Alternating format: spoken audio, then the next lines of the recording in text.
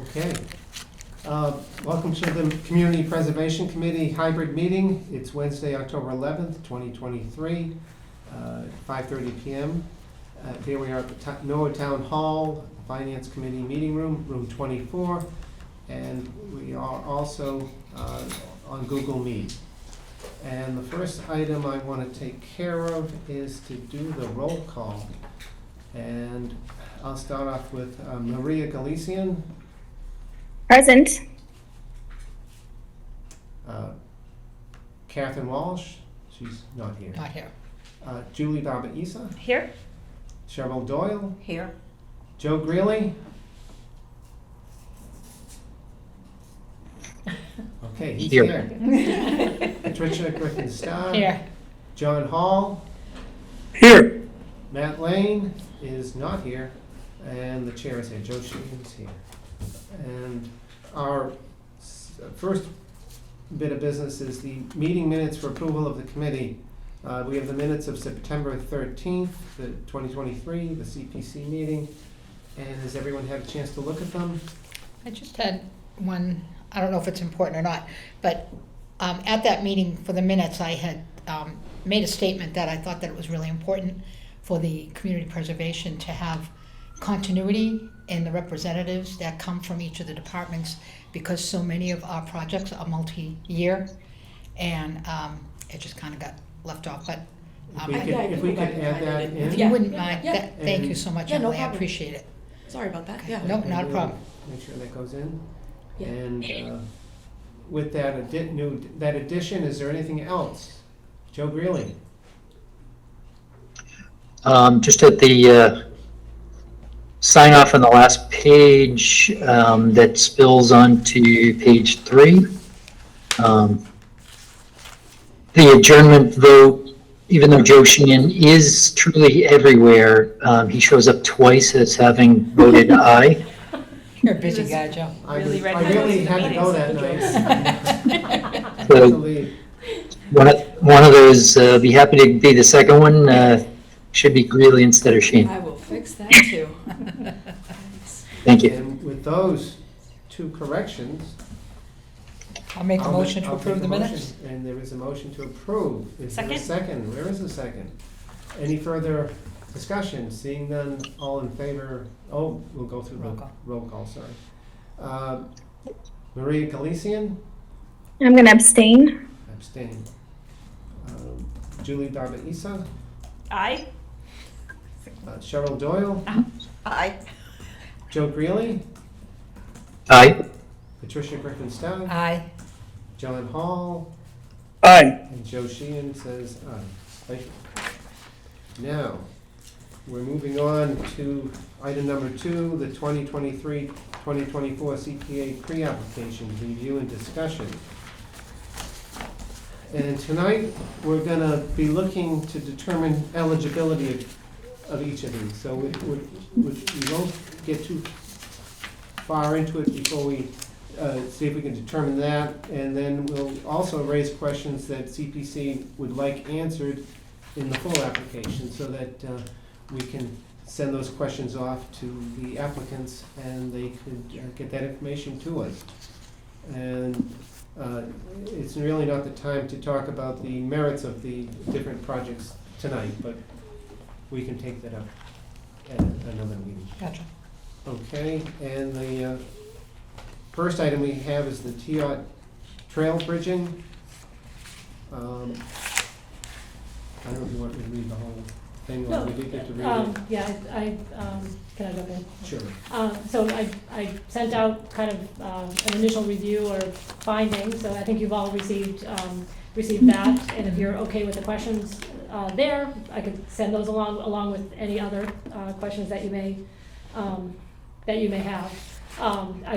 There's I guess an additional element to this piece. The applicants had requested that the Board of Selectmen take this up and sponsor it or approve it as the controlling authority for that property. And I did hear from their office that it is on a future agenda for the next meeting, the 2nd October meeting. So if you decide that it meets the eligibility requirements, it would be kind of a provisional go-ahead pending the finding of the Board of Selectmen that they're gonna stand behind the application, or that they're okay with the application moving forward as the property owner, so to speak. Do we know the date for that next meeting? It's a Tuesday, 2 right? weeks from yesterday. It's the second, right? So Yeah, Second Tuesday? Joe might know, he's got October 24th, 24th. October 24th. Okay. And just one point, we've also requested to be added to the agenda for an upcoming Conservation Commission meeting.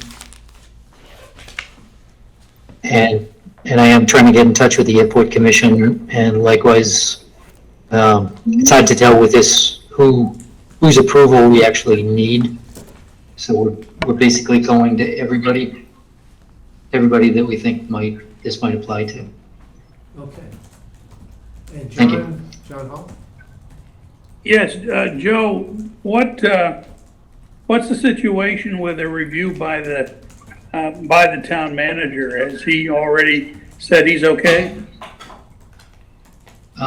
We did meet with the town manager last month, and Tony had some questions and suggestions. We met probably for an hour and a half. There were Holly Jones, Lee Leach, Joe Barrett, Jerry Hopcroft, and myself met with Tony. And he was very more than satisfied that this would be a good addition. So although we didn't get his written approval, he did state that he would be in favor of this, and it was his recommendation that we go in front of the Board of Selectmen, but to delay it until the second meeting of the month. So he knew more so than we did that the board was busy, the agenda was full for the first meeting of the month. So when we get the formal application, we should have the written approvals from both him and the board. Yes, agreed. Thank Agreed. you. Sure. Okay, and on this one, when it comes to eligibility, we're looking, and comes under the category of recreational use of land. And if there's any question on eligibility, please ask. It seems to be that it would fit in, and I believe it would be eligible. But anyone have any comments on that? No, I would agree with you. Okay. And then there's a series of questions here, and we've all got a chance to read them. Are there any questions we need to add to this list that we need to ask the applicant? Hold on. I think this list is great. Good job, Kristen. The maintenance of the bridge? When it comes to these bridges, we're not, Joe, they're not large bridges, are they? They kind of, what kind of length? Yeah, we're trying to steer away from the word bridge, and because when you use the word bridge, like, people immediately think of, I don't know, some long span. The longest of these is probably 12 to 15 feet, and it's only that long because there's a footer on each bank. So the distance of water that it's actually passing over might be like 10 feet. And all of these, we will propose to the Board of Selectmen, but maybe more so to the Conservation Commission, that we intend to use the same design and scale up or scale down. So we want to make sure that the design is approved and the materials we're using is approved. There are two bridges, like truly bridges, that we've excluded from this because not only is it out of our scope to be able to design them and build them, but it's also going to require a lot of money and probably more in-depth permitting. One of them is over the Neponset and the other one is over Purgatory Brook. So those are probably, I'm just guessing, but maybe 35 to 40 feet long each. So we can proceed without those two, but we'll probably look for grant money from another source outside of CPC for those. Okay. Can I reword it? Can I reword it? Instead of calling it a bridge? Who will maintain the crossing? Yep, and that's what we're calling these water crossings. So the Trails Committee will maintain them. Tony did commit some amount of support, but basically, and we can only support it to the extent that our budget, the Trails Committee's budget, allows.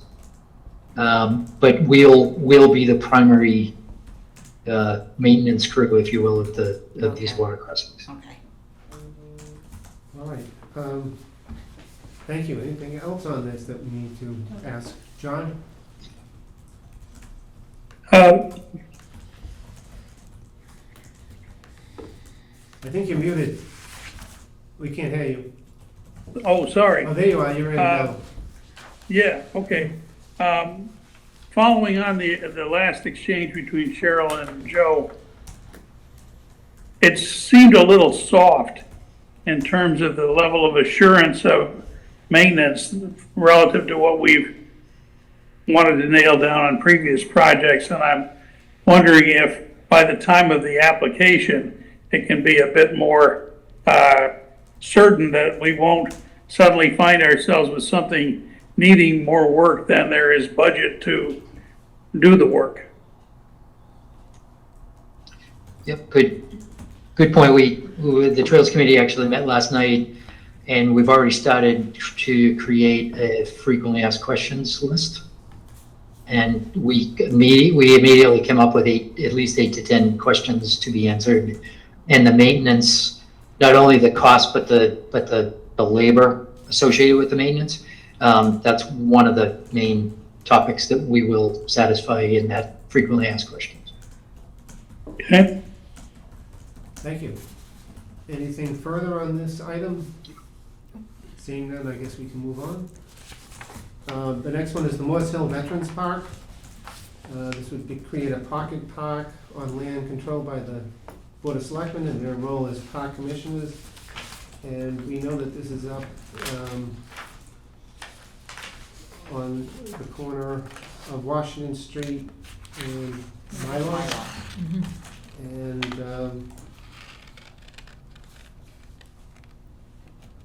I think it's very similar to the Alavisos situation, that item, and it seems to fit. So as to eligibility, it seems to be okay. From what I see, does anyone else have anything on the eligibility? This is also recreation.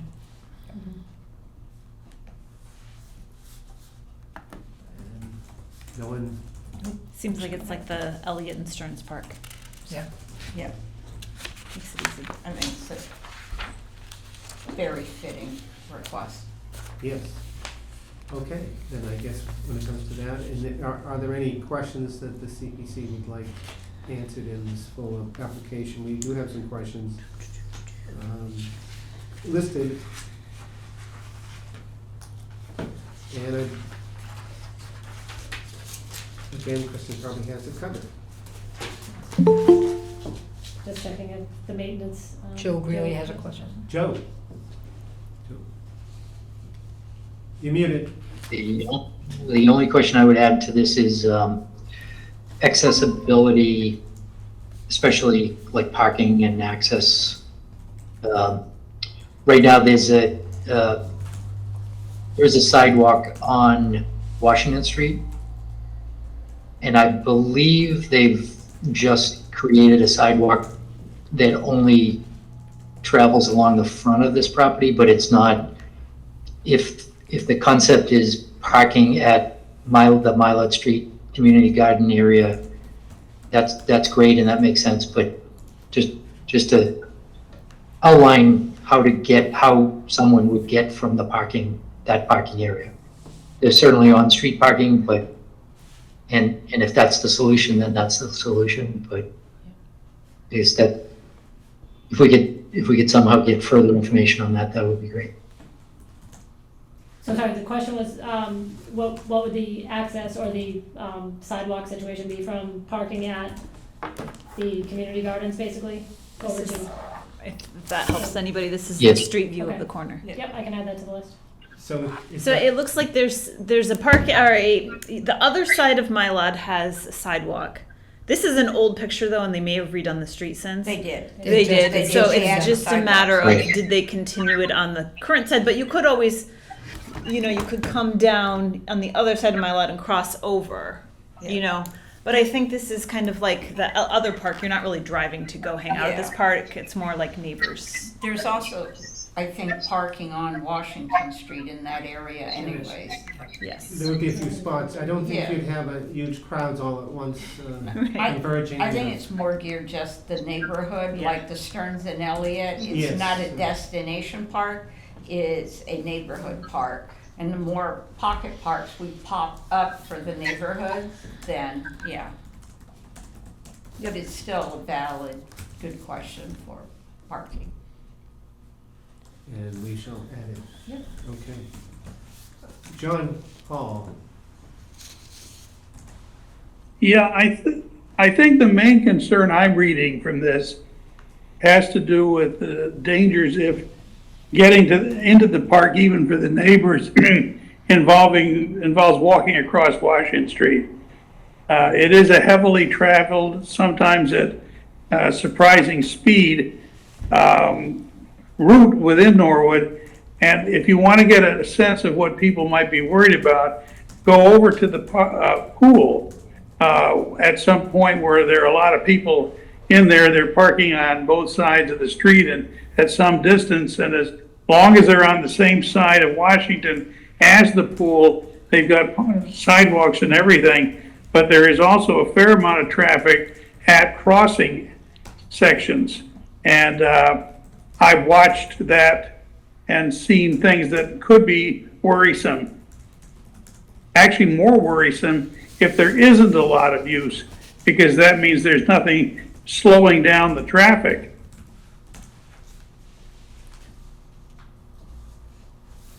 Should I add a question about maybe potential traffic calming measures to address that, or? More like elaborate on the safety of the arrangements for people who may access the park by crossing Washington Street.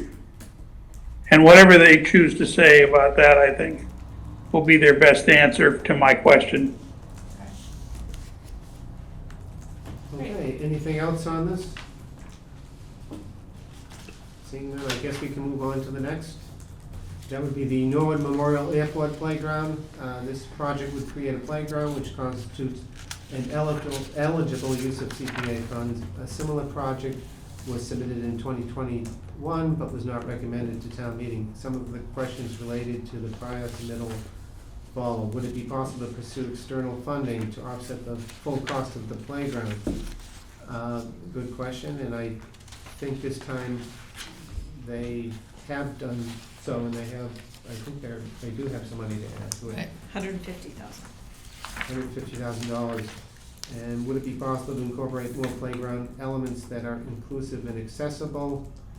And I remember, hopefully they have taken that advice. I remember it was brought up, and I think they were looking at it favorably, but we'll keep that question in there to make sure they have.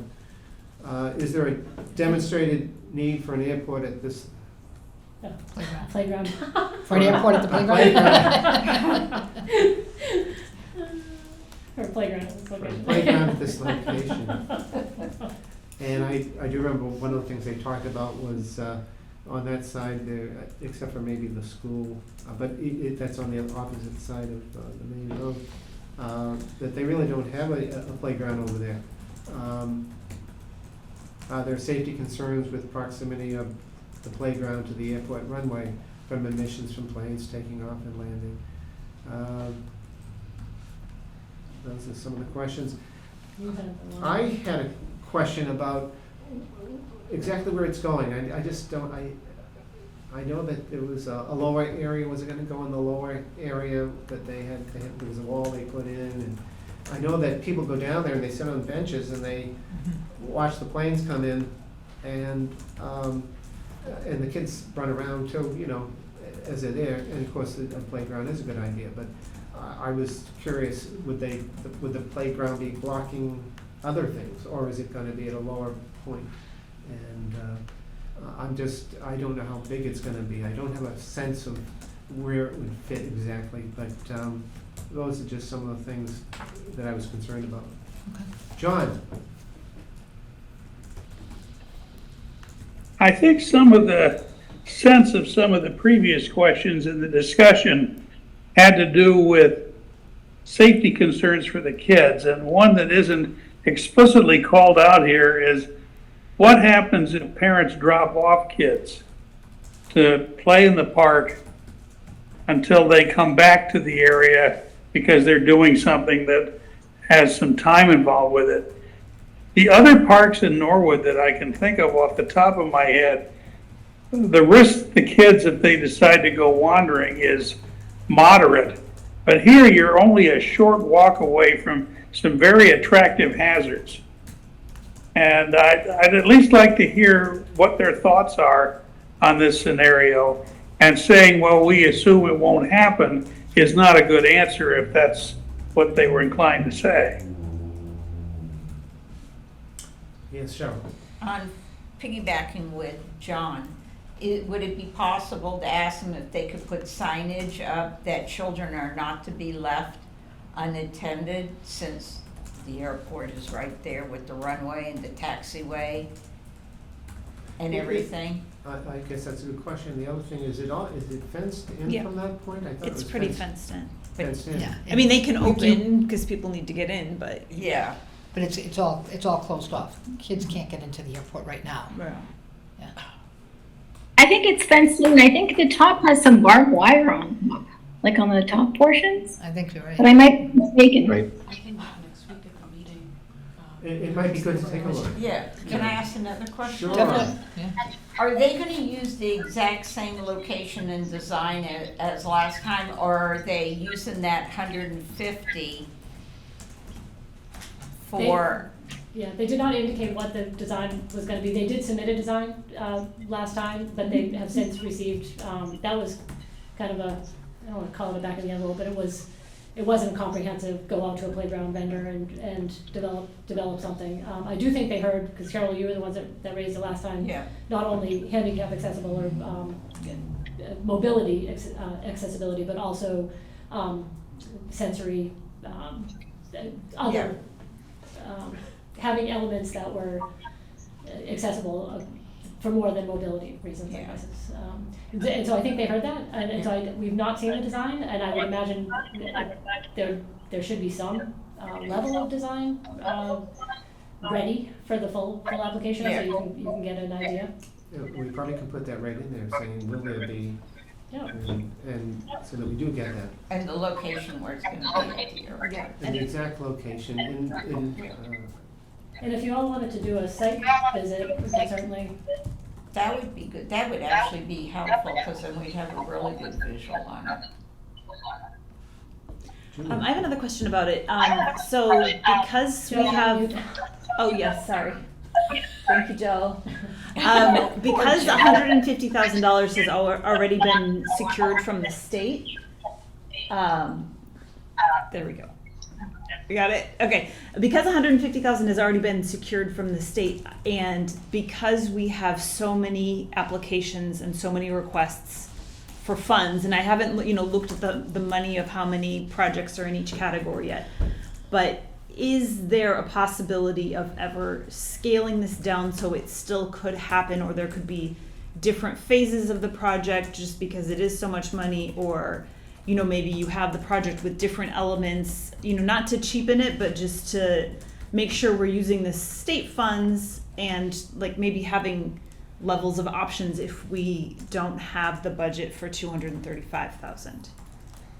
Does that make sense? Yeah, Mhm. we'll put it in as a, Question? Just to, I think that would help the applicant have a better shot at getting their project approved. anything else on this? Seeing none, are we ready to move on? We do think it is eligible, obviously, right? Yeah. It's just questions after that. And the next one, we've seen this before, this is the conservation fund transfer. And as far as eligibility, it was eligible last year, so I would assume it's eligible this year. So I don't know if there's any question on that. There are some questions here. Does the Conservation Commission have a project in mind where these funds will be used? What is the current balance in the Conservation Fund? Does the Commission intend to make an annual request for fund transfer? Those are all good questions. Is there anything else anyone may want to ask? Kristen? Just, oh, wait. Oh, I was gonna So- say, Kristen, you've done it again. I know. Sorry. No, because remember last year, we asked for accountability on the funds? Mhm. I think it should be earmarked on this as well, because I believe Holly said she was going to come back, but now it's not Holly, it's Harley. Will be coming back every year asking for 10, 10, 10, and 10. And as long as, just ask, are we gonna earmark this as well, so we know? Yes, so the way that it was set up in this last round, because this question of accountability and where the money was gonna be spent is, instead of just transferring the money into the conservation fund, it was set up as a project in the community preservation account. And so while it's available for them to spend, as long as it complies with the Conservation Commission Act and the Community Preservation Act, they would have to basically provide me with the, you know, a contract and what they're gonna do, because I would be the one entering the purchase order. Oh, to And then I- release it, Yeah, so then I okay. would let you all know that this is what they intend to do. So again, the intent is not to tell them exactly what they can do with it, it's to make sure that it complies with both of the statutes that govern how the money can be spent. But keeping it in the project means that the PO would come through us and you would have that level of oversight. Okay. And so the thought is going forward, we had this conversation, I don't know, Joe Greeley, if you recall, with Meg LeMay, and having it be that way, and even writing the warrant article in that way, so it's set up as, yeah, it's technically not a transfer, I guess, if it's not put into that fund, but it's available for use as part of the conservation fund. So year over year, that would build up. So if it were approved this coming year, it would go from 10 grand in that project account to 20 grand in that Yeah. project account. And then you could then track by purchase order and invoice what was being spent out of that. So that's kind of how we're dealing with it. That sounds right. good. It puts the purchasing power, it's not a power, but it puts that in your court instead of asking another entity to give you information that they may or may not, like down the line when that institutional knowledge might not be there. It sits with you guys. Okay. Does that make sense? It does, lots of sense. John Hall. I want to introduce a hypothetical scenario. Few years down the road, we've been putting in 10 grand a year and happy with the way that's been going. Somebody comes in with an amazing freestanding, self-standing conservation project with a hefty budget. Is there a danger that acceptance of that project with its budget could be competitive with the expectation of a regular annual donation to the fund, or become a major claimant on the fund blocking out other more routine uses of the money. Is anybody concerned about that?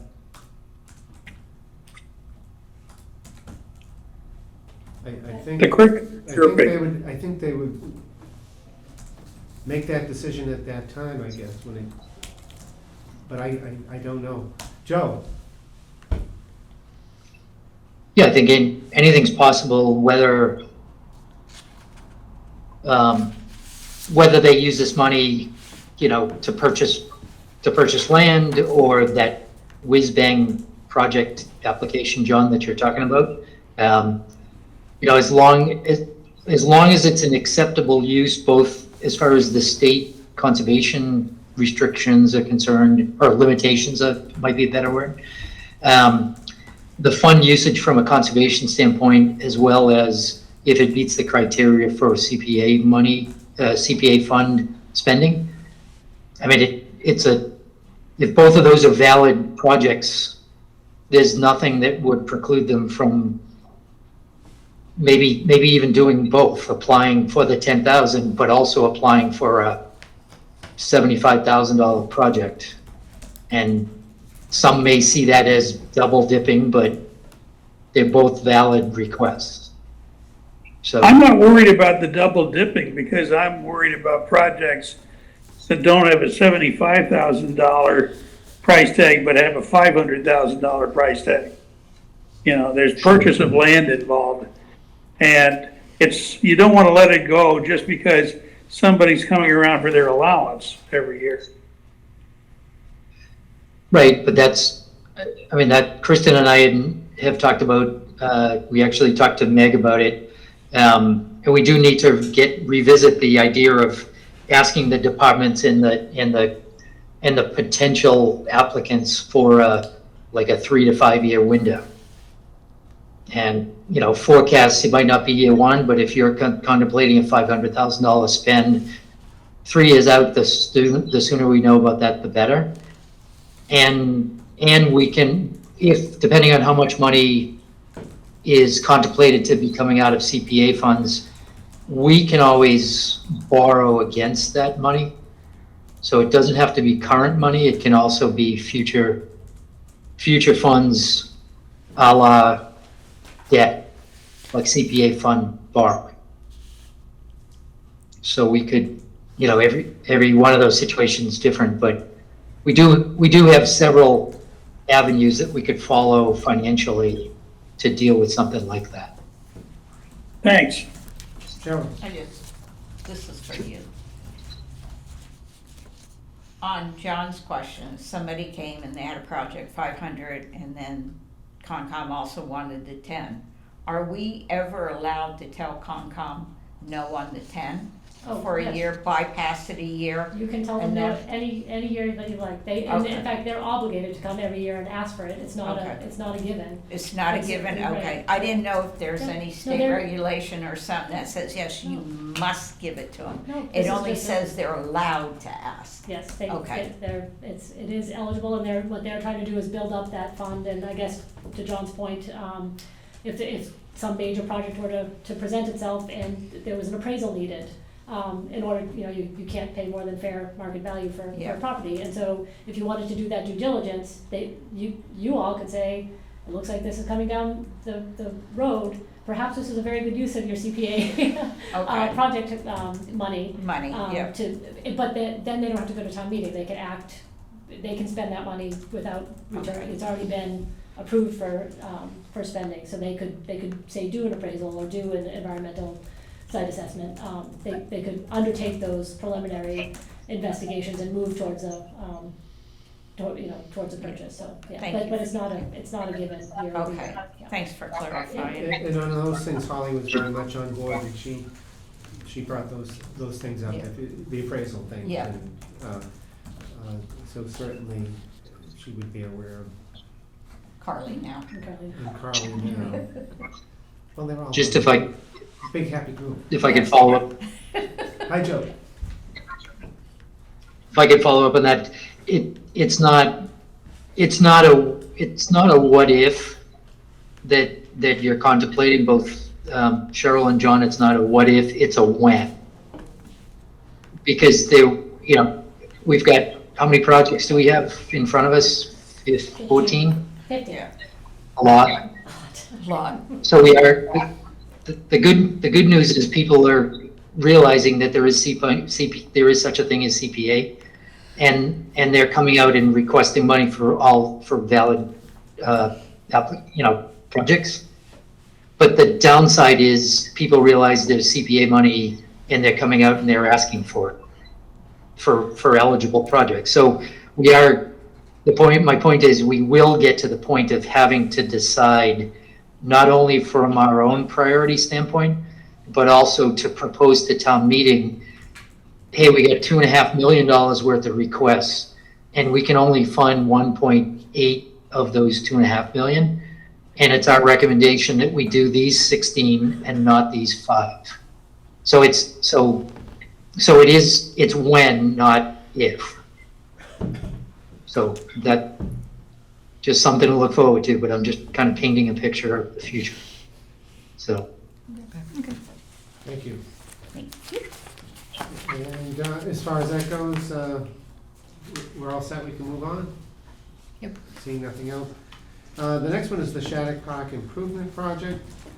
Gordon Smith was, I don't know if I talked read to, this whole thing, but I can give the explanation of that. you guys see if it's eligible.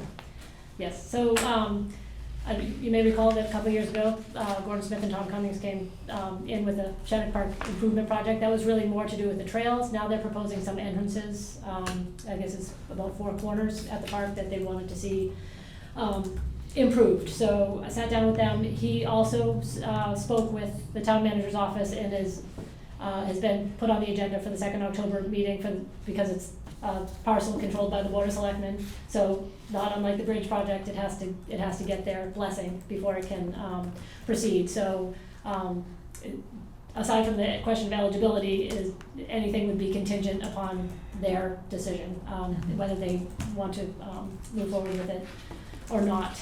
I guess, as you probably read, the eligibility question, for me anyways, is a little murky. I did put a call into the coalition. I haven't heard back from them yet, but just to get some clarification.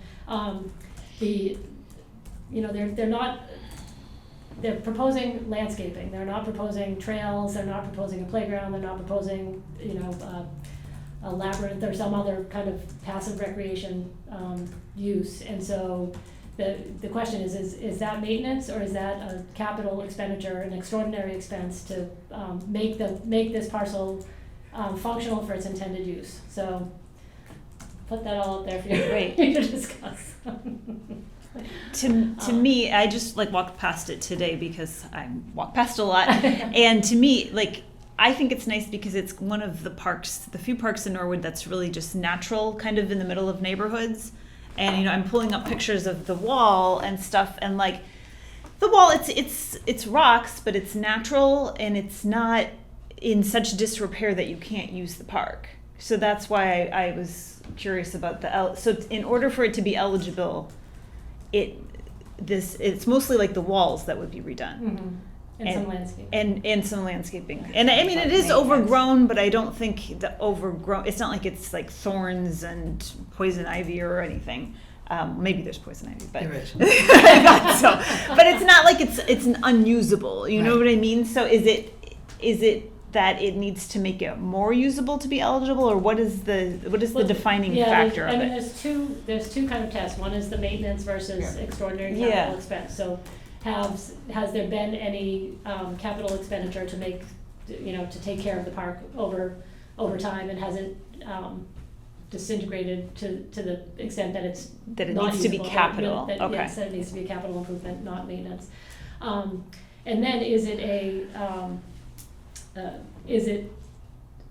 a recreational asset, or is it an open space asset? Because that is different. And I think you could make the argument that it's a recreational asset. It is walking trails. It is the entrance to the walking trail. So that, I think that could be overcome. I guess honestly, the question in my mind is that there are a lot of questions. They had a very preliminary discussion with Mark Ryan about doing more walls out there, and that was prohibitively expensive. He suggested, scaling it back, and this is what they came up with. But there are still a lot of questions. So while it's murky, the eligibility question is a little murky. Perhaps you could, and it still needs the Board of Selectmen approval. Telling them that we did this with one of the projects last year that I'm drawing a blank. Was it the cemetery, when we couldn't do the? Yes, Yeah. yes. Thank you, Betty. That, we can get some more clarification, tell them to maybe proceed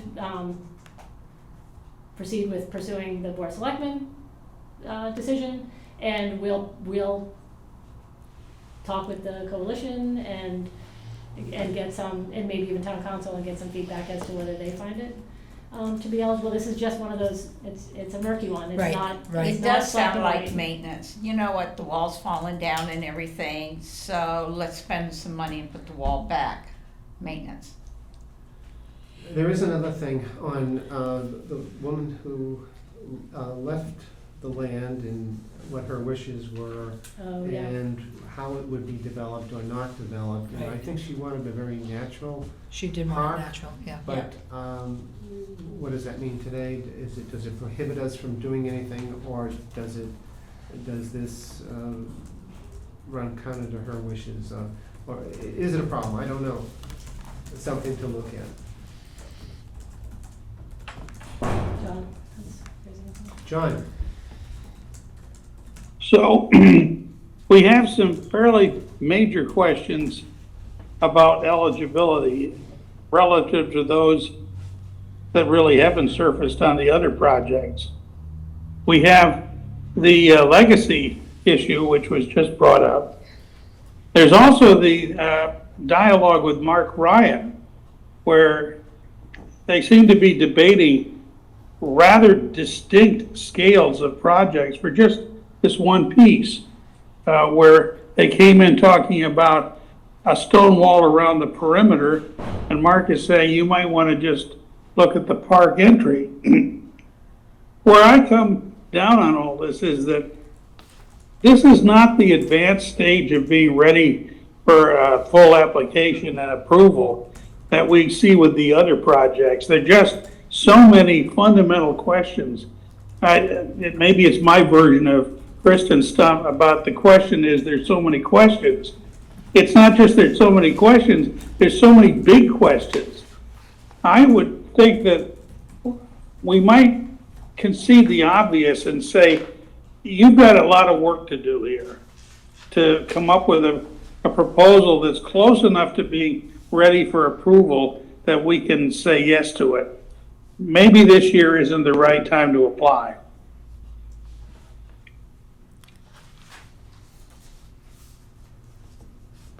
Patty? When we get back to the folks who submitted this proposal,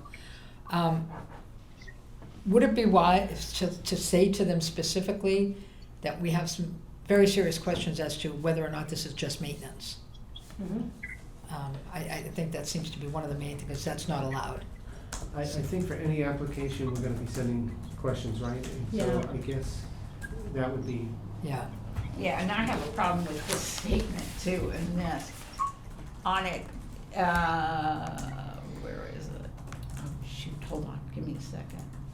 Oh, the Town of Norwood Public Parks Department is doing their best to maintain the beauty and care of Shattuck Park, but with limited taxpayer funds are unable to take on the project or restoring present wall. They're coming to us. So it's like, okay, so if it's not in the town budget, let's tap CPC? Am I reading something wrong on that statement? Might be reading into it a little, but. Well, no, I prefer honesty. If Yeah, you think yeah. I'm reading into it. A little bit, but Okay. I think it comes back to that maintenance question again. Yeah. I think that's a big question. Don't have money to maintain, technically I call them farmers' walls. I have the money to do it right now, so go see those guys. And then the other question I had was, so no one signed off, like, does the Board of Selectmen and Town Manager still have to sign off on it? Okay. Yeah, on the 24th. they're Oh, on the agenda. 24th, okay, They're on the and so we agenda. don't know how they could Right. stop it right then even? That may be the, Okay. and you could punt on this one too and just say that you're not gonna make any findings until, Right. Well, until yes, they we would- decide. Yeah, we do, and we would, Leave it at that. we could, I think you would mention that we could allow them to proceed, but, Well, well, they meet on the 24th, the full applications are due November 17th, so they would have, No harm, no foul. right, and we have a series of questions to ask them if the Board of Selectmen do give them their blessing. okay. Yep. And we'll get those So really questions no out. finding as to eligibility, but say that they're, we'll Right. wait, you're gonna wait until, We'll wait on that, but we The Board of have some, Selectmen, we're okay. a little, we're not totally clear on that, and this is why. okay. Yeah. I will probably run that Mhm. correspondence past you and Okay, good. before sending it on. And we're all set with that one? We can move on? Mhm. Now is the community housing pre-applications, shared housing service organization. I think we discussed this last meeting, Mhm. and this is, they're asking for $14,000 this time. To be, as, money that we could use to, use in the shared housing service organization, whenever we had questions on certain things. And there's a whole list on here, starting with modern database of affordable housing developments and residents. And there's a long list that we all have on our sheets. Is there anything else we need to know about this? We gave them money last year, and they're just up and moving now. And it seemed to be eligible then, I would assume it's eligible now. Yep. Are there any other questions we need to ask them? I think Kristen captured all the ones that we talked about last time. She's done it again. Remarkable. Very good. Jeez, keep her. Great. All right. We can move on. I don't see any hands up. The next thing is the Vernon Street Veterans Housing. This project also falls into the eligible use criteria of support community housing. The CPA statute defines support as follows. Support of community housing shall include, but not be limited to, programs that provide grants, loans, rental assistance, security deposits, interest rate write-downs, or other forms of assistance directly to individuals and families who are eligible for community housing, or to any entity that owns, operates, or manages such housing for the purpose of making housing affordable. Kristen has a call into the Mass Housing Partnership, and she'll be waiting for an answer. Yeah, I talked to them today. I can- Oh, you did? Yeah. You did. This seems to be we started out on the housing, the last big thing we did was the windows, and that was maintenance, and we were saving units. This one would be kind of the meat and potatoes. We Creating. would be creating Creating. units, so we seem to be moving forward on the housing end of things. It's encouraging. Yes, And they have funding sources, other sources. they have very good. Yes. The funding is very good, and this looks like a terrific model if there were other types of housing that we needed, if there were organizations like this, whether it be, I don't know, if someone would do this for senior housing or whatever is needed. Yeah.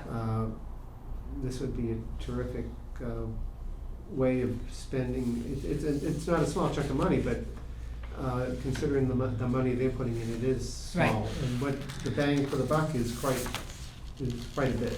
Yeah. Can I just chime in with Yeah. some of the conversation I had with Shelley Gearing from the Mass Housing Partnership?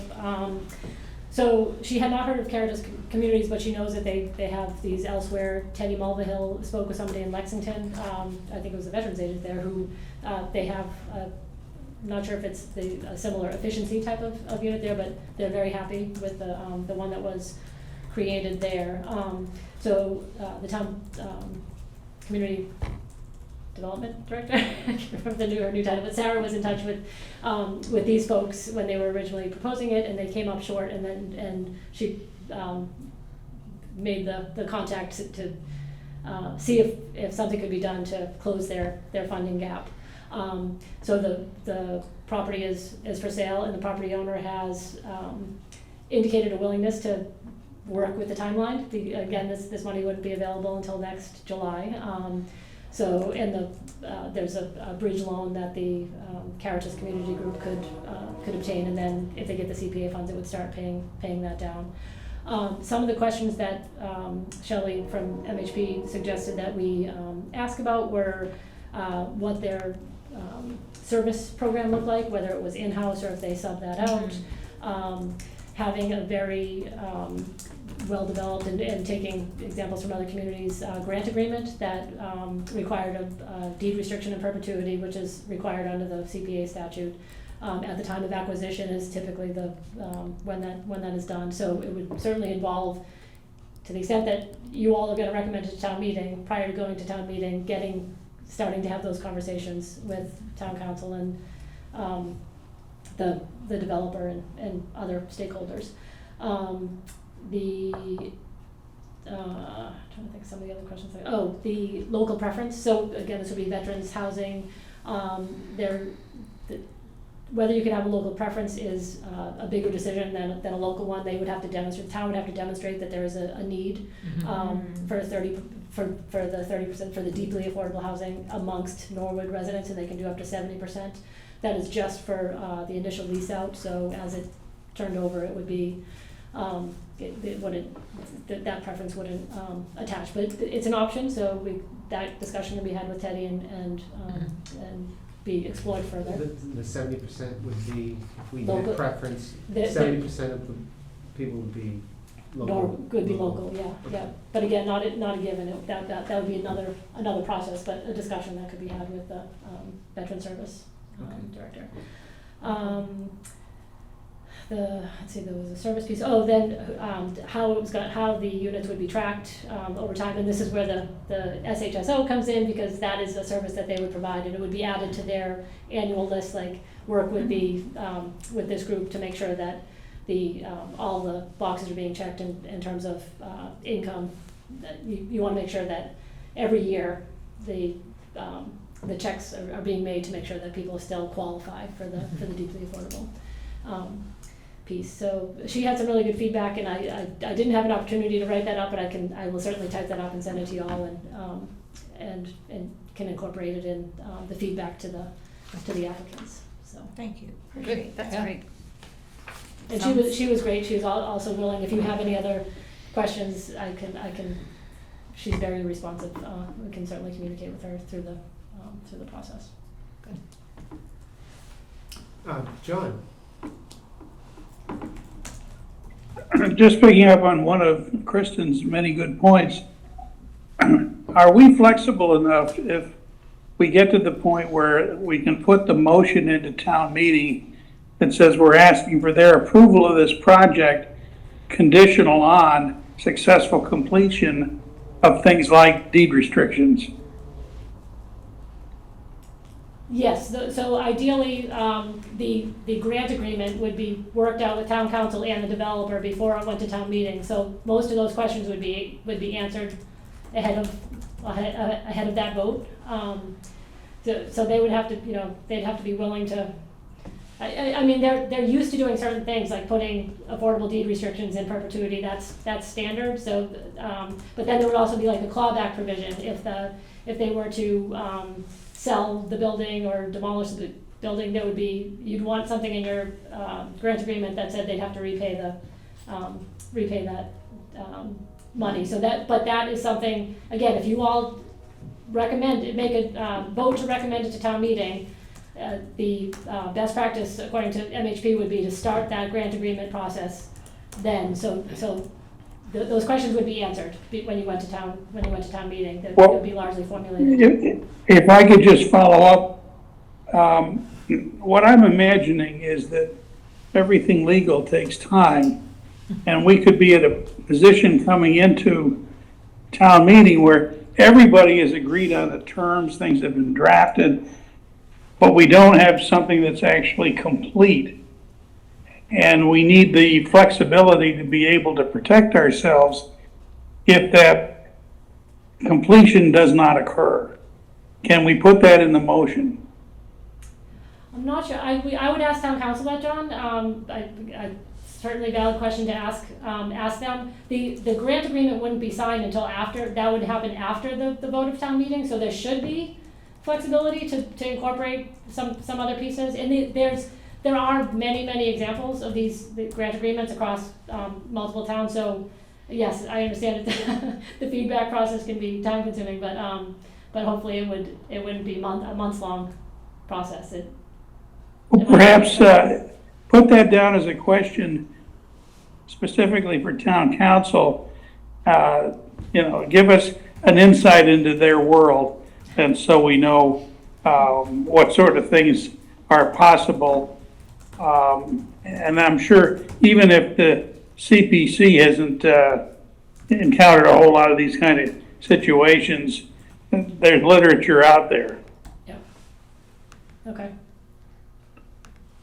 I'm sure that we'll have lots of questions on this for town council to address as this goes forward. It can be a little complex, certainly. Anything else on this? We see that it is eligible, right? And we have some questions. Anything further? Seeing none. We did have something that we're removing from our list, and that is the pumping station, the Norwood pumping station. I believe you spoke to Yep. Judith? I did speak with Judith earlier today, and the plan is for some groundwork to be laid, some outreach to Trails Committee, Concom, Recreation Commission, and review what she envisions or what the Historic Commission envisions for that place, and try to get a critical mass of boards and committees and folks to sign on to a feasibility study going forward. There was a question as to whether the Board of Selectmen would be supportive of this, so just in conversation with her, she, as you saw, submitted a request to withdraw for this year with the intent of doing that groundwork and reconsidering an application for next year. John? I sent around an email late today off of this item. I'm concerned about the extent to which the Historical Commission is not putting its full commission blessing on changes like this before they come as proposals to us. And I would find that to be a departure from regular order, which we should try to discourage. I also am concerned that in describing the team they want to put together to oversee a feasibility study, there doesn't seem to be any mention of the role of the general manager, who I assume has a lot to say about whether any project of this sort is going to be considered acceptable enough to even have a feasibility study done. This is not the first time that there have been proposals to preserve the pumping station and make it available for public tours and that sort of thing. And so there is a bit of a history, and it has not often been favorable to that question of how the general manager would look at it. So I'd like to know more about these things, make sure that key parties have been involved as they should be and have said yes when they need to, before we get asked to shoulder the burden of carrying this forward. I agree.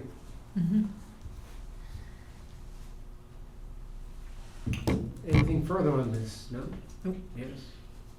Nothing else, okay. The next item up is the Day House fireplace restoration.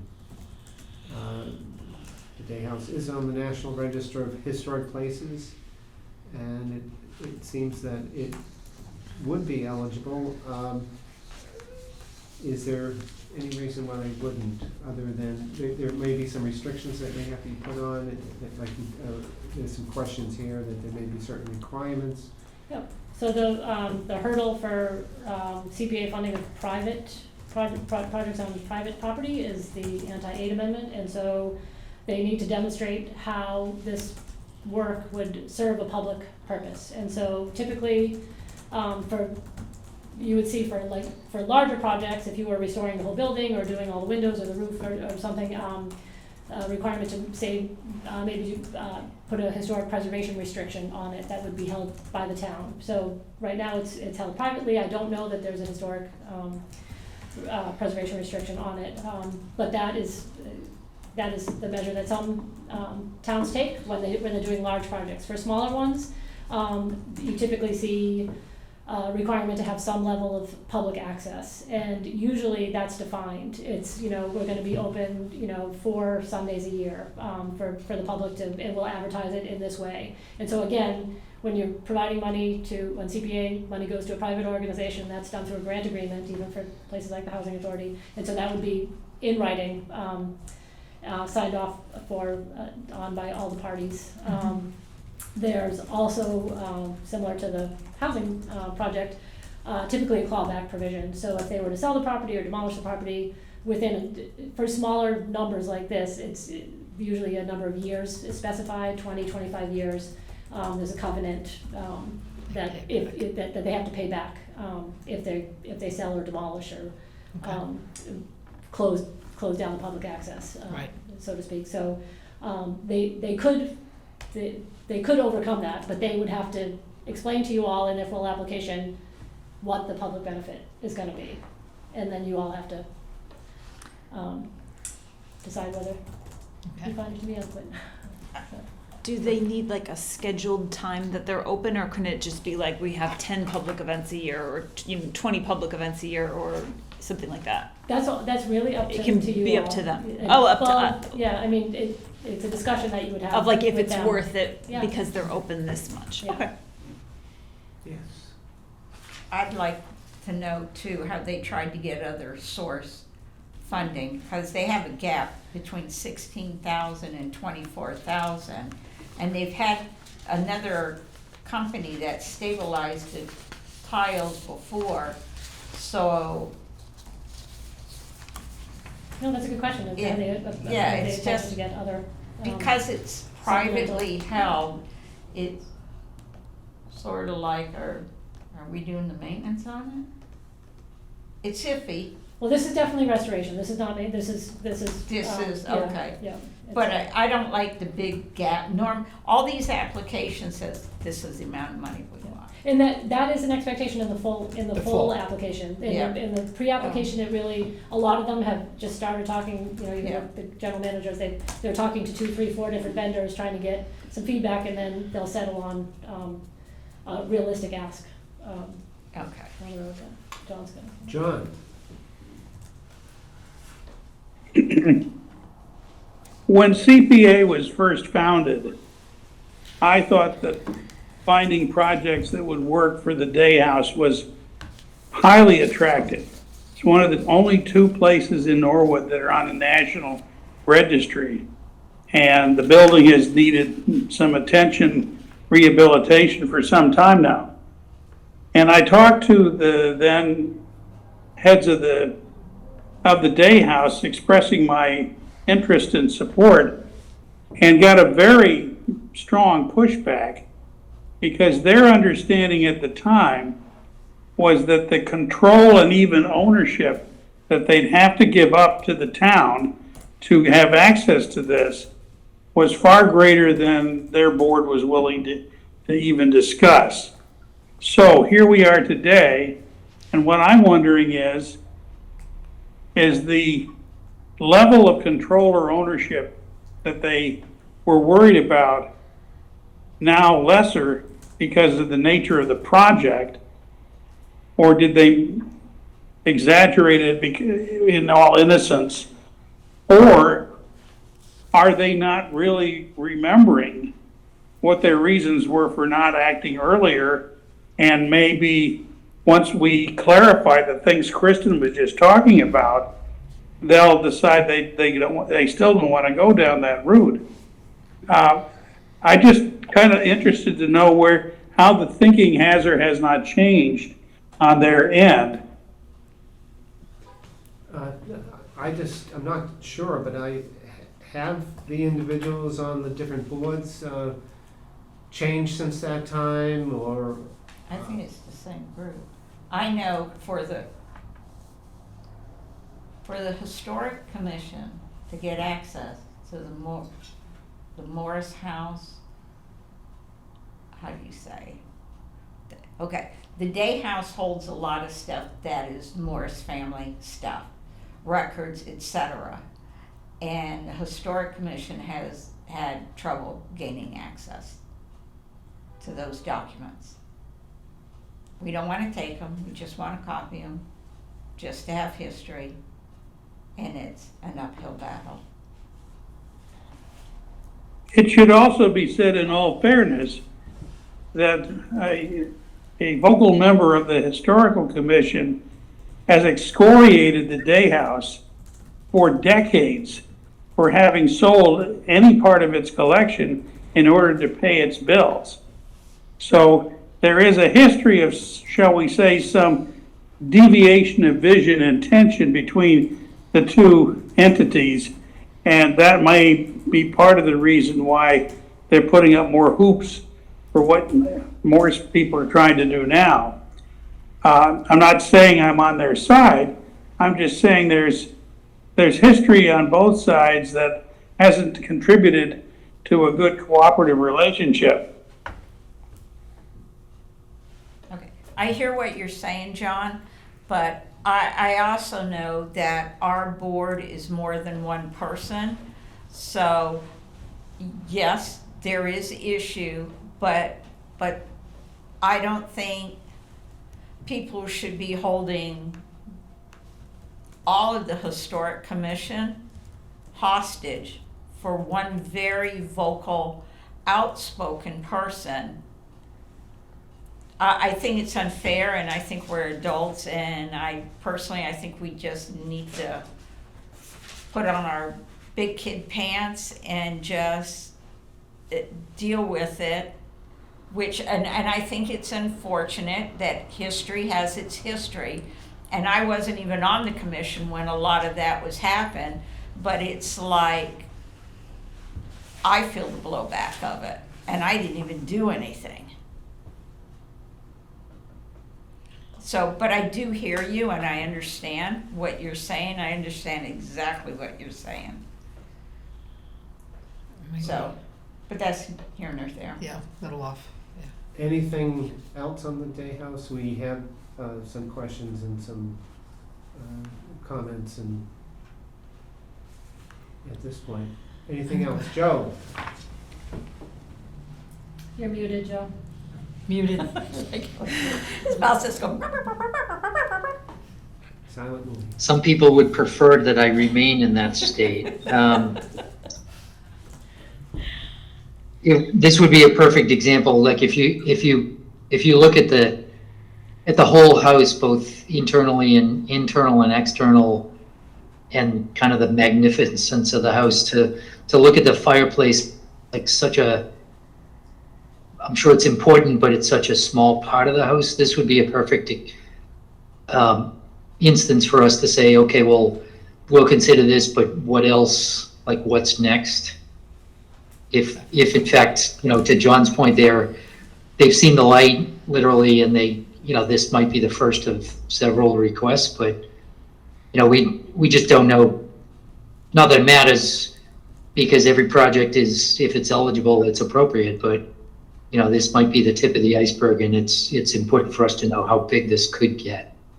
So this would be a perfect example for us to respond back to them and say, can you give us a view of what the future holds for other projects? Good question. Thank you. I would support that, but I also would say, these are the kinds of discussions that are best handled not by exchange of phone calls, emails, letters and such. Somebody from CPC, Kristen plus somebody from the board, could sit down with the current officers over at Day House and have a good conversation. And just sort of find out where everybody's heads are, if that can be done legally.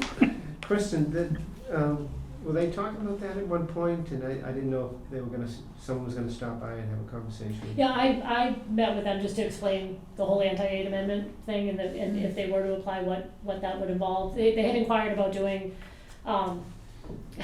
recreating the carriage house. Oh, So that's I had to break the news to them that would be creation of a historic asset, which is not allowed under the CPA. So they had reached out about that, and it led to the further conversation about if they were to pursue other true rehab projects, what the requirements would be. So John, they were aware of them. I do think there might have been a little bit of changeover since the There has. Yeah, and so I think they're realizing that they have a lot of things on their plate and are looking for, multiple, I guess, different approaches, which is why that what's next, what the future holds question is probably quite important. And also, when it comes to getting other funds, I'm pretty sure that they've done that before, certainly. Mhm. I'm pretty sure. I know that they did some handicapped access work, and they fairly recently, and I'm sure they got some help, but I can't tell you what it was, but I don't know if it's grant money and that sort of thing. So I'm sure they're aware, and maybe they do get it. So that's if we do sit down again, or I'm sure that they're aware of that and they know how to do that. Anything further? Are we all set on this one? All set. Okay. The next one is St. Gabriel's Chapel, windows and roof. You Is it- you summarized this beautifully, like, what's going on? What happened before? Yeah.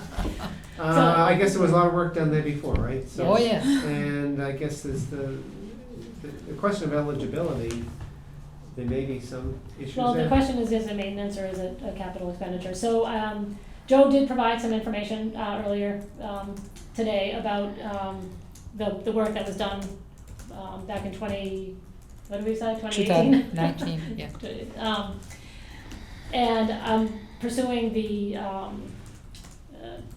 scope of work and the contract that was issued for that through the new purchasing. So Kathy Carney was here when St. Gabriel's was done, and there's a new person in that role, and they are trying to pull that information, which is not tidily stored away somewhere. So that may be some effort. But we should, when we get the contract, we should know exactly what was done and whether this should either be under maintenance, because it's not that long ago, Right. or if it's maintenance, if they did it wrong and now they have to redo the work. I mean, Yeah. and again, that's for you all to decide. The little information that I have seen, it looks like the windows were included. They were supposed to be removed, Mhm. restored, and replaced. Mhm. The roof was, they were just talking about replacing the flashing and doing the roof beams, which I believe are internal to the structure, not the actual roof. So that may be a separate thing. But I do think with more time we can figure out what's going on there. I can again relay the fact that there's questions as to whether this is maintenance, and and just try to get that additional information from the parties. Does anyone have memory of that and remember the answer to that? They basically had to put her all the way back together because her walls were falling in and everything, and they had all these supports. Yeah. So personally, this is sounding like maintenance because of the amount of money they had already put in to that chapel, fixing everything. Cheryl, didn't they have like a copper roof? They took the whole copper roof off, and I thought they Yeah. put a whole new roof Yeah. on. Oh, There okay. was, They- there yeah. had been a copper because there was a question as to what was gonna happen with the copper, because at the time Yeah. it was rather And valuable. that's why they had to come, they had already were spending so much money, and that's why they had to come back to us For to additional ask funding, yeah. for the additional 400,000 to offset all this other stuff. So this does sound more like maintenance, repair, so every time they get a leak. Joe and John would have been on back then too. Yeah. Yeah. So at that time, the windows should have been fixed? Should have been Everything should have fixed, been done. everything should have been fixed, and that puppy should have been If that's the case, watertight. It seems like, there you go, looks like Well- maintenance. Let me give it, let me suggest a little different framing. It, My arch rival. well, no, I don't think it's inconsistent with yours, Cheryl. It's just, at the time that the other work was being done, either they took out the windows with the intention of putting the unchanged windows back in to the newly reconstructed, rehabilitated frame, or they modified the windows also so they would fit into the newly modified frame. I remember it as being the first. And if that's the case, then you could make a case and that this isn't maintenance, this is simply discovering that part of the rehabilitation that could have been part of the earlier project but was not deemed necessary has now been recognized to be necessary. Absent that line of thinking, I can't find any way to rationalize anything other than Cheryl's view. It looks like maintenance, it smells like maintenance, it's maintenance. Thank you, John. I cannot imagine this going over well at town meeting either. No. It's No. a very sore spot. Could we get pictures? I can certainly, yeah, I can ask for photos. One way. Yep. And the applicant on this is? Mark Ryan submitted the application, so doing it on behalf of the, he oversees the cemetery division as well. Okay. Okay. I did offer to Kristen to play broker and reach out to one of the former members of the PVCC and see if he could shed some light on this. Oh, bless your heart. Thank you. Wish me luck. Okay, so we can move on to the Washington Fire Bells, number 7 and number 10. We already did some work removing one of them, and now we don't have any questions really yet. Let's see. If you guys can discuss, I have to see if I can find the charger for Okay. Otherwise, I can sign on if that Oh, helps okay. as a backup below. Okay. Yeah. Yeah. Okay.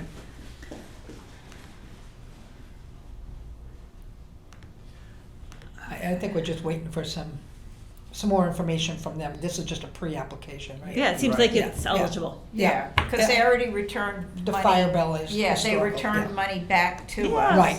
But we do want to know, I think we would want to know by the time the full application comes in, where is these Right. bells, where are they gonna live? Yep. Yeah, and that's on here, the post-preservation display that Kristen put that on here.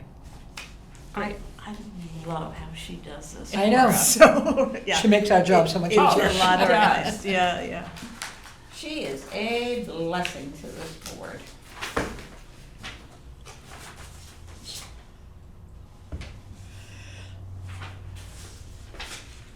Would she get a charger for her computer? Charger for her Oh. computer, but I think we could probably jump to the next one. Okay. If that, Anything else on Washington Fire Bells? Nope.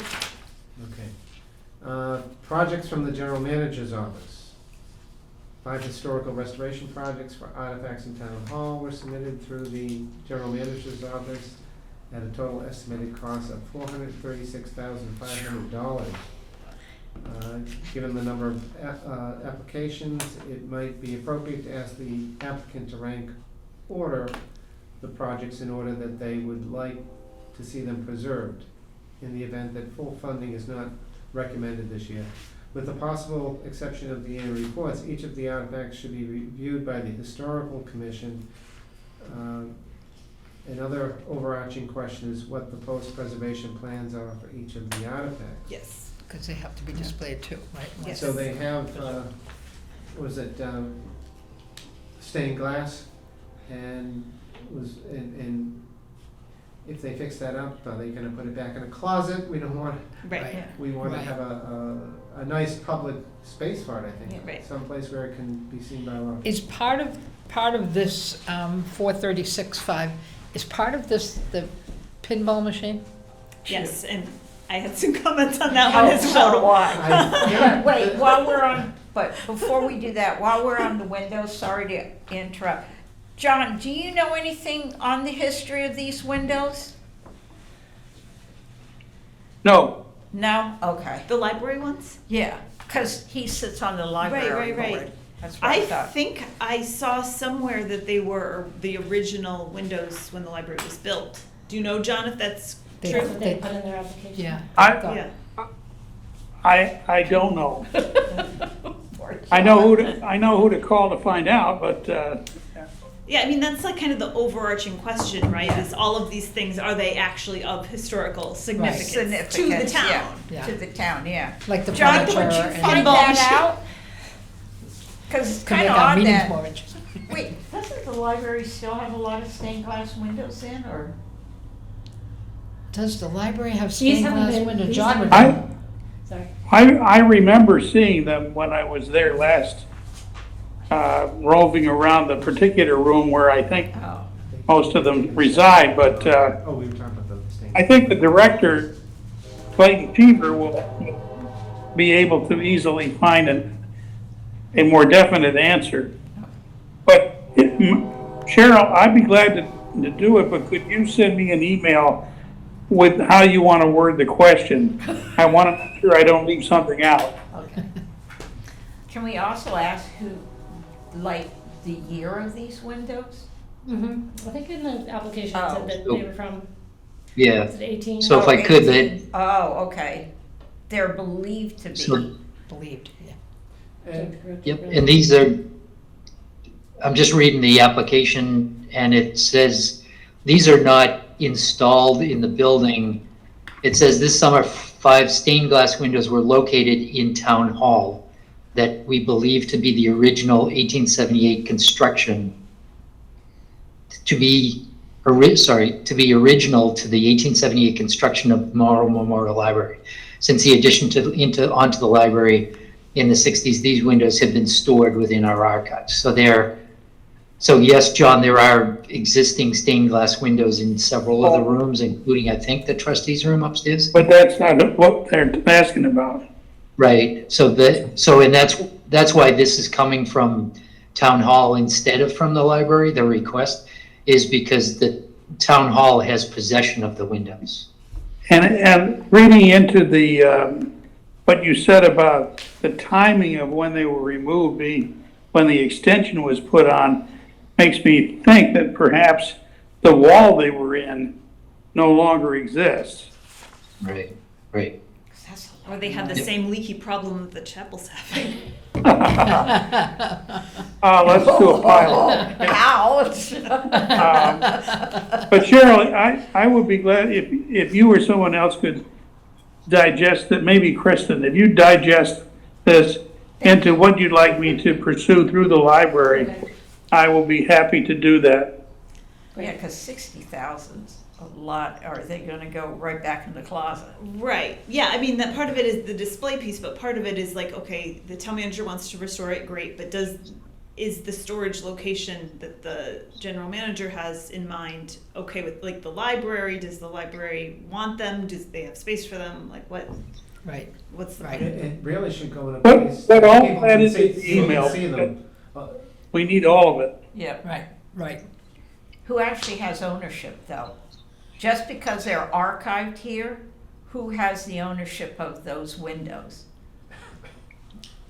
Well, So the that, town of Norwood, I'm not sure that distinction between town hall and the library really matters. Sort of. what is that, possession is 9/10 of the law, but if they came out of the library, the library trustees Might want acting them as, back. yeah, they might want it back. So at the very least, the library trustees should weigh in, Yep. maybe give us a quick summary or a quick letter to that effect if they're willing to co-sign the project application. Well, they had their latest Board of Trustees meeting yesterday. Oh. So we're about a month away from the next scheduled meeting, which Yeah, might but be we all know- the time that they need in order to find out some of these answers. You might have to But we call know an a guy. emergency meeting. The beauty of virtual meetings. Okay, so the fire bells are all set, and we had Okay. questions as to where these things are gonna live. Where And they they live, should okay. have that answer for us. In the Yeah, park. they were definitely contemplating, thinking about where to put them, so hopefully that'll be, they Okay. know that was the question. And the first item up is the annual town reports. We had been through those before. Are we close to the end of those? I think so. So the commission, the historic commission reviewed the request, that, again, they have to find them significant to the history of the town. And as presented to them in February of this year, they were talking about restoring them back to 1942. And after that point, they seem to be in fairly decent shape. But I think that's an excellent, it's a Okay. question that you've asked before, and I think getting a definitive answer like this, you know, this is it. What number are we on then? Do you know? This is the third, This is the third round, request. so it Yeah. started in 1875, and they were doing about 13 at a time. Maria, do you remember, we were taking the pictures, I wanna say they were from like 1927 or something, do you, well, I can't remember. yeah, No. I can take a look Okay. and get back to you about them. All right. Those ones were in rough shape, but we have lovely pictures of them that I can share with you, all of the ones that are in need of repair. Okay, so you have some questions there, comments? Yep. Anything else on the annual town reports? Seeing none, we can move on to the town hall artwork.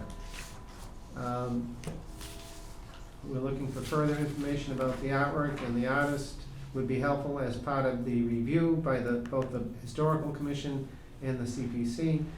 I think review by the Historical Commission is needed for a number of these items, Yep, right? pretty much everything but the annual town Everything, yeah. reports has been, is gonna need to go back in front of Okay, them. we have to make sure we get that right. Yep. Okay, will the preservation project include digitization of the artwork? Essentially, they just take professional photographs. They've done it with everything else. It's a slightly higher cost, but it's nice to have those high quality digital And is there a photographs. plan for protecting, maintaining the artwork going forward? Holy Any other cow. questions on that? And what artwork is this? It's not this So, over no, it's here? not this. So, It's a if you lot go of into money. Memorial Hall, Yeah, I as you agree. walk into Memorial Hall and look directly to the right, towards the back of the room, there's a large, oil painting there. And then there are two additional ones in the staircase, down the other end of the hall. Those are the two that they're contemplating, large oil, paintings that are original to the building, so coming up on 100 years old and just starting to have some cracking and some, slumping and, some other issues. Do we know the true age, that these are actually that old? Yeah, they are getting some additional information. They have identified the artist, and he was a fairly prominent artist, Harvard professor, French guy.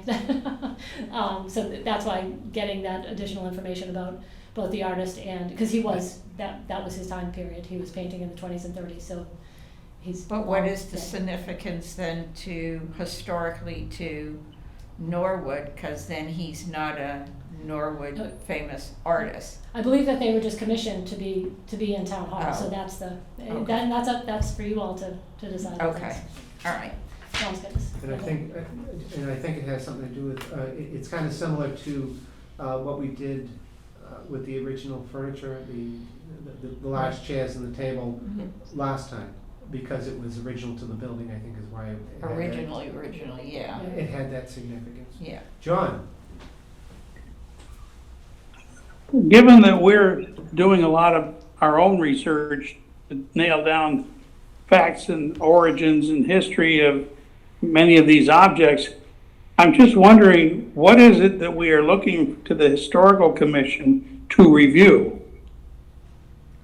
Well, they would review the To get from the that. findings, yeah. So they, the process under the statute is that if an item isn't, well, items aren't listed on the National Register, so the process for artifacts to go through is they have to be brought to the Historic Commission, presented to the Historic Commission, and that commission has to make a finding as to their significance to the history, architecture, culture of the community. So it would be incumbent upon the applicant to bring that information to the Historical Society and make the case. And then the Historical Commission gets to say, yes, we agree with you, or no, we don't see Yeah. where this fits into the. The town manager came to us last year on the furniture Yep. of Memorial Hall. And this is driven by the statute that, Yep. yeah, okay, that's the piece I was missing. Okay, and on those things that have to be looked at and action taken by the Historic Commission, I guess we better see if we can make sure that that happens before the applications come in, the main. Yep. Okay, and now we have the Morrow Memorial Library stained glass windows. We just We did just that. We kind discussed of talked that. about that, yeah. Further finish about the others. Okay, so we have some questions on that. And I didn't have time to You have write anything about the benches. benches and the Pinball pinball machine. machine. Take your pen. let's leave the fun last. So let's go with the Memorial Hall benches, and those are original to the building. They're the same furniture maker, the Shaw Company out of Cambridge, that the chairs and the tables were produced by. The chairs and tables are out, being restored right now, so they're looking to just continue down that road and have all that furniture Okay. restored. Any? One question I would have is there any other furniture after the benches, or have we done all of the historic I furniture? believe the other thing that is under consideration, I don't know if they're planning, there's some historic furniture in the Selectmen's chambers. Okay. But I But not don't in know- Memorial Hall? Not in Memorial Hall. Gotcha. Yeah. Okay. There are pieces of Memorial Hall, like, Yeah. parts of the building, but not artifacts within it. Anything else on that, or any questions? No? On Memorial Hall? No, it would be the same. Benches. Okay, Okay, now for the Okay. fun part. I don't have a question for You them. And John does it. They said improper cleaning. Is there a way to protect them so they're actually cleaned the proper Yeah, way so, moving forward? yeah. Because I'm sorry, 38 benches at a whopping 175,000? The quotes have been widely disparate. So there's been some low ball quotes and some very high ball quotes, and they are trying to drill down in advance of the full application to get more people to chime in on what this is actually going to cost to do it in accordance with Department of Interior standards. To the extent that there are some, there aren't that many when it comes to furniture. So that number should get drilled down by November 17th. But there are what they were finding from talking to folks about the chairs and table is that there are proper ways to clean Yes, these things and there to is. protect them from the sun that filters into that room. So that will be part of the protocol moving forward. That information will be available. These Put the stained glass windows in there so the sun can't come in. So, Double layer. so that's a question we will Yeah. put to them, make sure that Yeah. that issue is addressed. Yeah. Okay, now the fun part, right? Oh, John. does the artwork proposal include the framed maps? Like the one behind the chair? That's it. Oh, I don't, no, it does not. That- No, the one Well- It's not old. That's No, the just one a behind, I print. think The Memorial Hall. the Memorial Hall. Oh, At, he at said the some one point, behind chair. That's behind just a our reprint. chairman, Yeah, Oh. that's just a reprint. That's not Yeah. old. I don't think that's old. No. If we have the original or something, maybe. Yeah, that'd be a different story. That's just a reprint. Yeah, the three pieces of art, John, are the large oil paintings, the huge, they're like 5 feet by 8 feet. They're big, that are hanging on the walls in the staircase and in Memorial Hall. I can take pictures Okay, and send them around too. okay, that answers that version of the question. There are a lot of similar maps of old Norwood in the Guile building. And I've always sort of thought their more natural home would be here in Town Hall. And I don't know who the person is to pass that thought along to. So there you all sit. So I've set it into the wind, and anybody agrees, they can react. Yeah, because on here it But if I- also says, sorry, prints and documents in need. There are also a number of them. Right. That, So, it says, yeah, there are also a number of prints and documents in need of restoration. That is a very open-end statement. and they'll have to be much more definitive in their full application. That's another question. Yeah. Yeah. If I can speak to John's point about the Guile building, that might be a really good takeaway to ask the historical commission if they would take it unto themselves to request an audience and a walkthrough of the Guile. Like, if that might not be the only building in town, but the question is who owns them, and for all we know, the owners might own the Guile building itself, and that maybe that's another project for another day, is to identify originals that in need of some TLC. But I wouldn't, John, I think I've heard you say that before, and I'm very intrigued by it, but unless it actually comes forward, there's not a lot we can do as a committee. There may never be work Yeah. for this committee, but I very much like your idea of finding an interested party like the Historical Commission to try to gather some more facts and establish a relationship with the powers that be at the Guile building. Yeah, sure. Good, thank you. Julie? So, Kristen, like you said about the town manager ranking his projects, I think it would also be helpful to know if he has like a backlog in his brain of future projects. Just like we're kind of asking of the historical committee, like any other group, it's kind of nice to have a heads up and to be thinking 5 years out. So not only are we ranking the current projects, but we also know what might come up down the road. Does that make sense? Yeah, and they want to restore or whatever this building at some point. What's Right. going to happen to all this stuff that the money's being spent on? Right. Because it'll end up having to go into climate Storage. control. Storage. Can't put it in a regular storage, and you have to be, you can't like put it in extra space because it's technically Well, not. That's another question. a climate What- control. Yeah. What And they you don't do want to with just it. put some like tarps over $100,000 Right. benches. You No. know? Yeah. Yeah, No, good point. so I'll that's, add that as a question. Yeah. 'Cause Another it's- question, good. yeah. Yeah. It almost seems like some of this should be done after the restoration of this building. Cart before the horse. Yeah, big time. Ranking it 10 years now. But that's- No. But in line with that question of what's your 3-year vision or your 5-year vision, there's got to be some kind of umbrella strategy with all of these things that Are you gonna refurbish them and then just put them right back into some of those scary closets in the basement where from whence they came, or are they gonna be on display, or, that should be part of the application from an umbrella strategy standpoint, not project specific per se, but like overall strategy wise.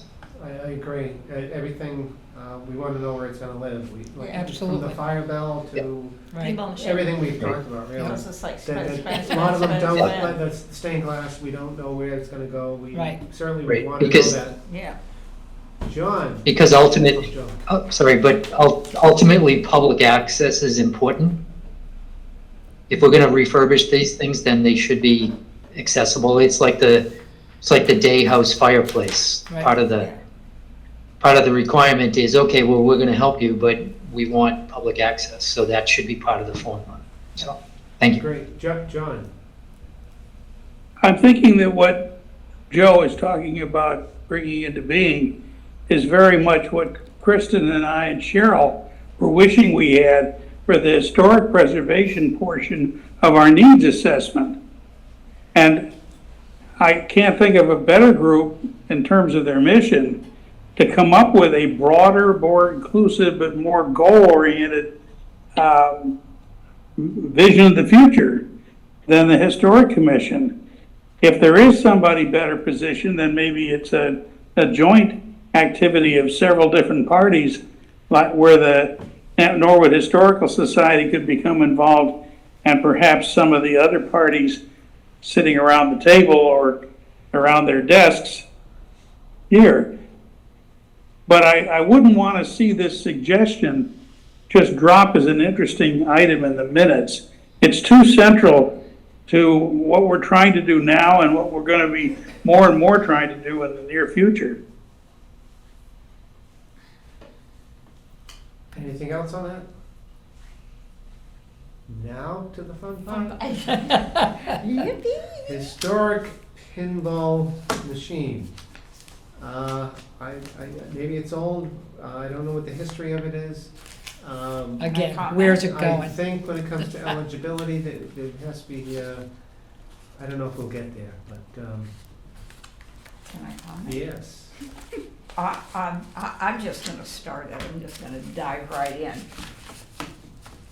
One, to meet all the criteria,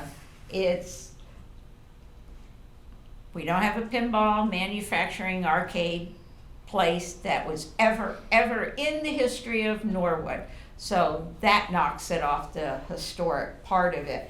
Just because it's old, seriously, doesn't make it historic.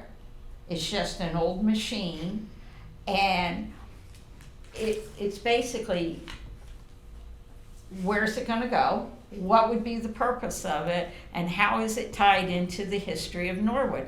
Because to hit the historic part, it has to tie into the history. All I see is, it was sitting in somebody's basement, because somebody thought it'd be really cool to own an old pinball machine. Maybe I'll get around and having it restored. Put it back in the basement. I second everything Cheryl just said. Very outspoken, look at Joe and John looking at me. They're like, wow, she's in trouble. Any further Well, comments on that? as a functioning male, I have to stick up for pinball machines because, that's our thing. My wife is over here yelling that she's interested in pinball machines also. So you got that going for you. We have one for possible? sale. I think selling it. Is it possible that the day house would be interested in having it in their basement? And I'm not being facetious, even though it is funny. Oh, that's funny.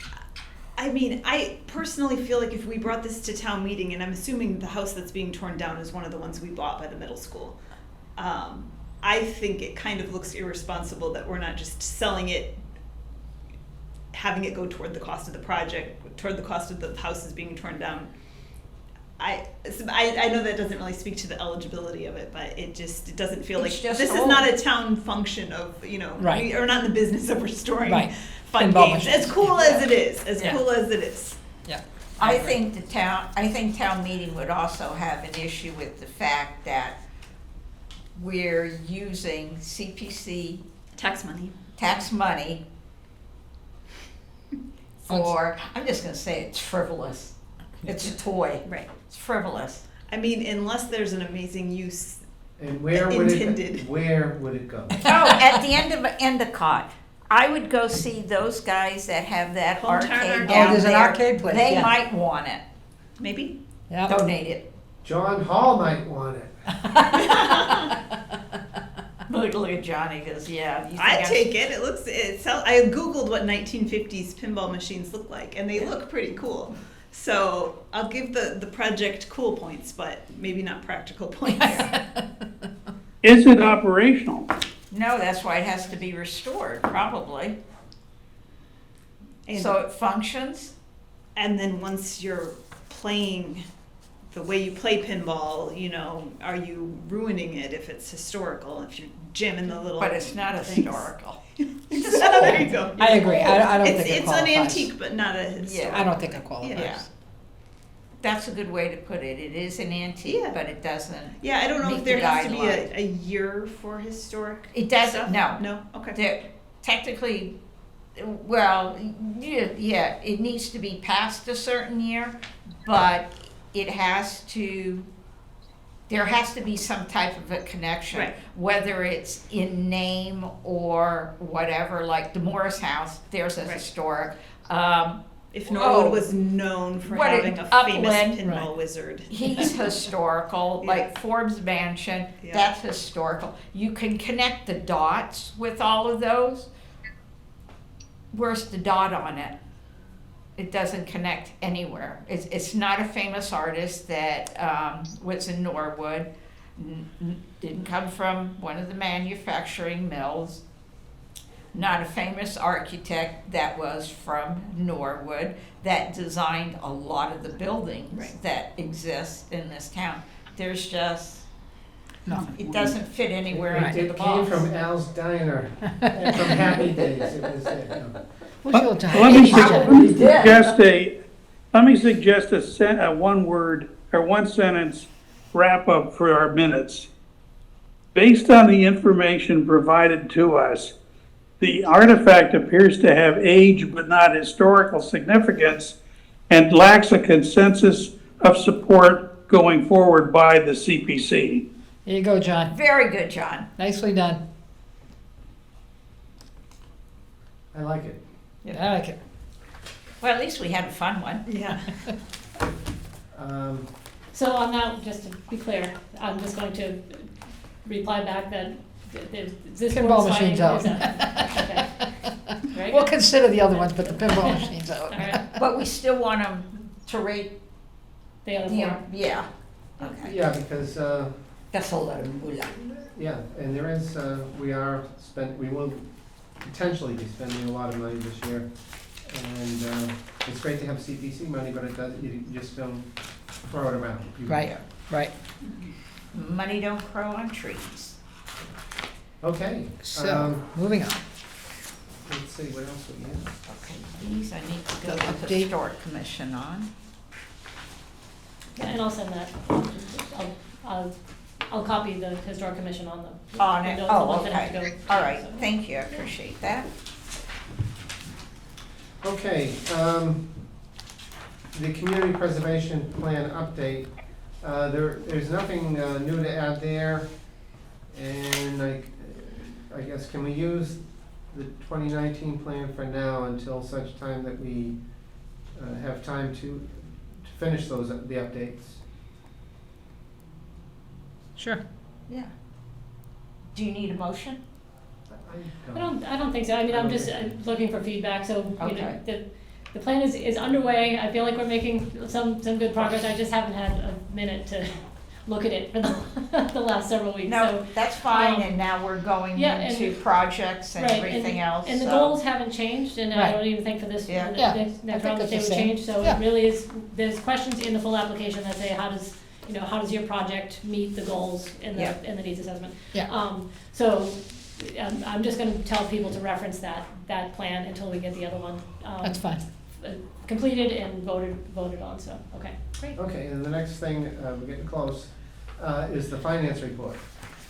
We don't have one of those either. Okay. And we have no Oh, update. Well, the one thing I wanted to share with you all was, based on last year's, the presentation to town meeting, there was a little over $2.3 million, in funding, across all the reserve funds, the housing, historic, open space, and unrestricted. So again, about 2.3 million, not a lot in, each of the individual reserve funds. The majority of that money is in the unrestricted fund. So there's $2.3 million sitting there, not spoken for. There's a little over $2 million in requests, and then I would expect that the FY25 estimated revenue is also going to be in that $800,000+ range. So it'd be something over $3 million that would be available for to be used in FY25. So we'll have more specificity, but just wanted to give you the ballpark as you continue to ponder the applications. Any you. questions or other comments Nope. regarding that? Nope. Seeing none, we can move over to any other business. Not me. Not me. I think we have plenty of business that we've already taken care of. Motion to adjourn? Um, Is that okay, or Oh, you let's have just, something else? one thing, next meeting is November 8th. Eighth. Is that, and same time, same place? Same Yep. channel? Yep, so the. And full app's not due until the the- 17th. Right, but hopefully we'll have some feedback, we might have some Right, feedback to and answer, questions, and then yeah. if you all have any additional thoughts, or if there's some back and forth, we can discuss it. Then, and also, given the large number of applications this year, setting some dates for public hearings, because I do have to notice those, pretty far in advance, so, I think we're gonna need more than 2 meetings, which has been You our think? standard in the past. So, if you could just bring your calendars to the next, to the Gotcha, next meeting. gotcha. Well, if we don't have to do the pinball machine, we should be in good shape. I will second Cheryl's motion for adjournment. Okay, Oh, I need a vote. anything further? Seeing none, I'll do the roll call, and I will start with Maria Galician, Aye. Julie Daba Isa, Aye. Cheryl Doyle, Aye. Joe Greeley, Aye. Tricia Griffin Stout, Aye. John Hall, Aye. and myself. Aye. We can all go home and Ponder that pinball. Play pinball. Thank you, we did a lot of work tonight. It was Yeah, did. thank you. Yeah. That's good. I think